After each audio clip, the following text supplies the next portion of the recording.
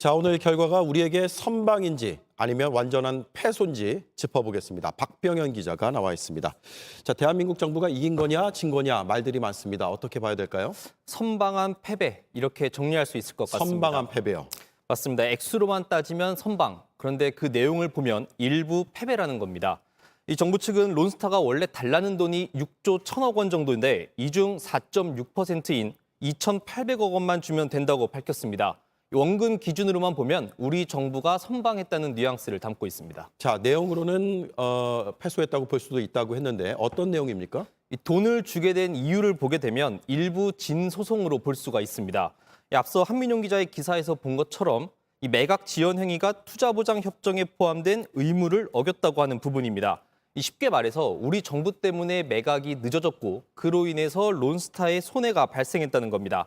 가장 치열하게 다툰 부분이기도 합니다. 3명의 중재인 중 2명, 다수 의견입니다. 네. 자, 그리고 배상 금액은 일단 정해졌는데 이게 4.6%만 받아들여진 것이다라고 하는 쪽도 있고 38%로 봐야 된다 이렇게 얘기하는 쪽도 있는데 이건 어떻게 봐야 됩니까? 4.6%는 앞서 말한 대로 론스타가 청구한 금액을 기준으로 하는 겁니다. 부풀려진 금액으로도 볼 수가 있습니다. 38%라는 건 론스타가 하나금융의 외환은행을 팔아 챙긴 돈을 기준으로 한 겁니다.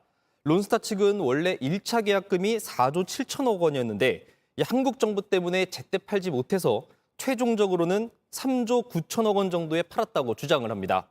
이 차익이 7,700억 원 정도인데 이번에 물어주게 된 돈 2,800억 원이 이 돈의 38%에 해당한다는 겁니다. 그래서 민변의 전 국제통상위원장이었던 송기호 변호사는 이번 소송 금액의 기준을 7,700억 원으로 봐야 한다고 말합니다. 그렇군요. 우리 정부가 판정 취소 신청을 검토 중인데 이게 받아들여질 가능성이 있는지도 관건이거든요. 어떻습니까? 한동훈 법무부 장관은 취소 신청 절차를 적극적으로 검토하겠다고 밝혔습니다. 그런데 쉽지는 않습니다. 이 법무부도 지난 10년간 판정 취소 신청을 한 사건 중 10% 정도만 받아들여졌다고 밝혔습니다. 이 취소 신청을 해도 그 결과가 나오려면 1년 정도의 시간이 필요할 것으로 보입니다. 이 400페이지의 판정문 번역 작업이 아직 끝나진 않았습니다.